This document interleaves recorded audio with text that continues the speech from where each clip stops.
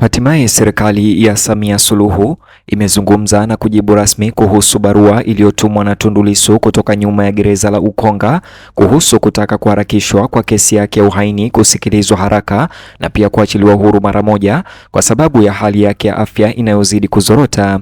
Kabla ni kueleza ni jibu gani ambayo utawala wa Samia Suluhu umeweza kutoa kuhusu barua ya Tundu Lissu, kama kawaida yetu nifahamisha unanisikiliza ama kunitazama ukiwa maeneo gani. Kama upo nje ya nchi niambie unanitazama ukiwa taifa gani, na kama upo humu katika taifa letu la Tanzania basi niambie unanisikiliza ukiwa mkoa au maeneo gani. Mtazamaji, kulingana na ripoti za jioni hii, mjadala mpya wa kisiasa umeibuka nchini Tanzania baada ya serikali chini ya utawala wa Rais Samia Suluhu Hassan kutoa majibu rasmi kuhusu wito wa kuharakisha kesi za kisheria zinazomhusisha kiongozi wa upinzani Tundu Lissu kwa sababu ya hali yake ya afya, na kupitia majeshi ya magereza sasa hivi wameweza kumpa jibu Tundu Lissu. Majibu hayo yanafuatia barua iliyohusishwa na mwanasiasa huyo aliyezuiliwa ikizitaka mamlaka kuharakisha kesi yake na kufikiria kuachiliwa kwake kutokana na wasiwasi wa kiafya. Lakini jibu ambalo limetoka kwa maafisa wa magereza ni jibu ambalo alikutarajiwa na wengi na pia limewavunja moyo wengi kote nchini. Suala hilo kwa mara nyingine tena limeweka ahadi yake ya kisheria na kiafya katikati ya mazungumzo ya kitaifa. Wafuasi, wakosoaji na waangalizi wasioegemea upande wowote wanafuatilia kwa karibu maendeleo hayo. Mazingira yanabaki kuwa ya kisiasa na makali ya kihemko. Hata hivyo, katika jitihada za kufafanua uvumi au barua hiyo inaozidi kusambaa na kuongezeka mitandaoni, jeshi la magereza leo kupitia utawala wa Samia Suluhu Tanzania limetoa taarifa rasmi ikizungumzia taarifa hizo zilizoenea kuhusu hali ya afya ya Tundu Lissu. Mamlaka zimesema kuwa madai mbalimbali yanayosambazwa katika sehemu za vyombo vya habari na kwenye majukwaa ya kijamii yamezua wasiwasi wa umma. Kwa mujibu wa mawasiliano rasmi, ripoti hizo sasa zinadaiwa zilielezwa kuwa za kupotosha na hazina msingi wa ukweli kulingana na maafisa wa magereza. Hata hivyo, taarifa hiyo ilisisitiza kuwa kiongozi huyo wa upinzani yuko salama na anapata huduma stahiki na matibabu chini ya usimamizi wa taasisi zinazohusika. Ufafanuzi huu ulikusudiwa kupinga masimulizi yanayopendekeza shida ya matibabu anayopitia Tundu Lissu kulingana na barua iliyosambazwa. Umakini wa umma hata hivyo umeongezeka katika mitandao ya kijamii mara moja baada ya ripoti hiyo. Matokeo hayo yamekuja wakati mijadala kuhusu kuwekwa kizuizini na uwezekano wa kuachiwa kwa Tundu Lissu yametawala mazungumzo ya kisiasa nchi nzima. Wachanganuzi wanapendekeza kwamba suala hilo sasa linawakilisha zaidi ya suala la kisheria linalobadilika na kuwa ishara mijadala mipana kuhusu utawala, haki na uwazi wa kitaasisi. Uamuzi wa serikali kujibu hadharani unaonyesha uzito wa wasiwasi wa umma. Wachunguzi wa masuala ya kisiasa wanaona kwamba uingiliaji kati rasmi kama huo mara nyingi unalenga kurejesha utulivu na kuzuia uvumi. Hata hivyo, mashaka yanaendelea katika sehemu fulani.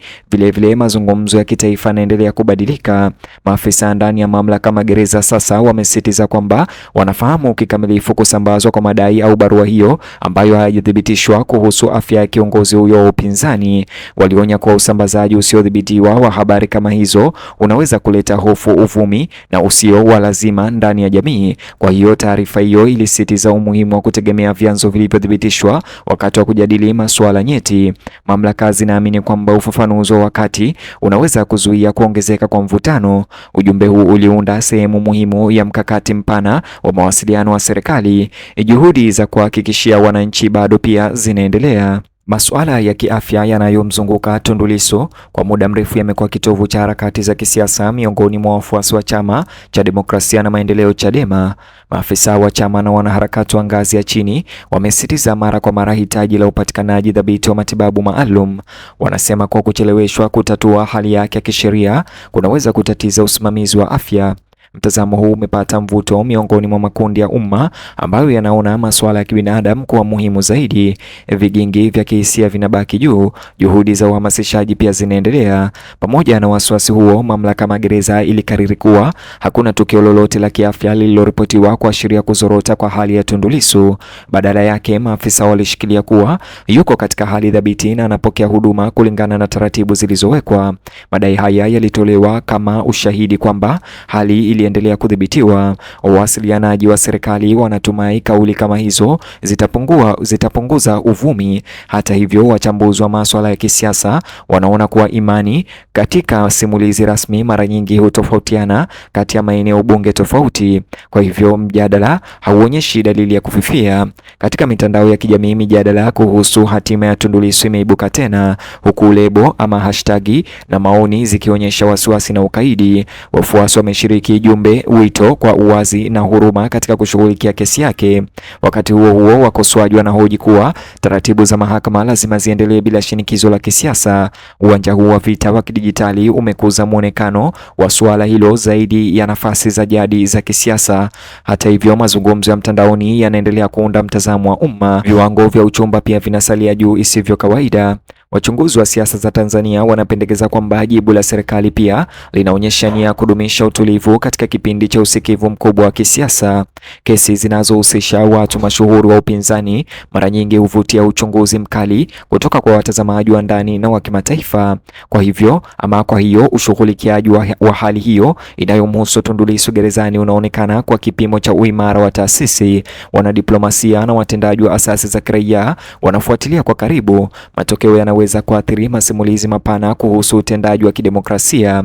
Viwango pia vinabaki kuwa vingi. Hata hivyo, ndani ya duru za upinzani, suala hilo limeimarisha mshikamano miongoni mwa wanachama wa Chama cha Demokrasia na Maendeleo. Wawakilishi wa chama wanaendelea kutetea hatua za haraka za kisheria ambazo zinaweza kufungua njia ya kuachiliwa kwa kiongozi huyo Tundu Antipas Lissu kutoka nyuma ya gereza la Ukonga na mahakama ya Dar es Salaam. Wanasisitiza kwamba msimamo wao umejikita katika kanuni za kisiasa na masuala ya kibinadamu. Uhamasishaji wa watu wa chini kwa chini umeongezeka katika mikoa kadhaa. Kesi hiyo imekuwa sababu kuu kwa wanaharakati. Hata hivyo, kasi inaendelea kuongezeka kwa kasi sasa. Vyombo vya usalama vimetahadharisha dhidi ya kuenea kwa habari ambazo hazijathibitishwa au barua ambazo anataja ni feki kuhusiana na masuala nyeti ya kisiasa. Mamlaka zinaonya kuwa habari potofu zinaweza kuyumbisha jamii na kuleta mvutano isiyo ya lazima. Wasiwasi huu ulibainishwa katika muktadha wa uvumi unaoendelea kuhusu afya na hadhi ya Tundu Lissu kisheria. Maafisa wanahimiza mawasiliano yanayowajibika kutoka kwa vyombo vya habari na raia mmoja mmoja. Kudumisha utulivu kwa umma bado ni kipaumbele kikuu kwa serikali. Ujumbe huo umesambazwa sana. Familia na washirika wa karibu wa mwanasiasa aliyezuiliwa pia wamejikuta wakipitia matatizo ya kihisia ya hali hiyo. Sintofahamu ya muda mrefu kuhusu hatima ya Tundu Lissu imeripotiwa kuathiri watu wake wa karibu na familia yake. Mitandao ya usaidizi inaendelea kutoa usaidizi kadri michakato ya kisheria inavyoendelea. Mwelekeo wa kibinadamu wa hadithi unabaki kuwa wa kina. Watanzania wengi wanaitazama hali hiyo kwa mtazamo wa kibinafsi na wa kisiasa. Uelewa wa umma pia unaendelea kukua. Wasomi wa sheria vilevile upande mwingine wanasisitiza kwamba maamuzi yaliyofanywa katika wiki zijazo yanaweza kuweka vielelezo muhimu vya kushughulikia kesi za kisiasa za hali ya juu.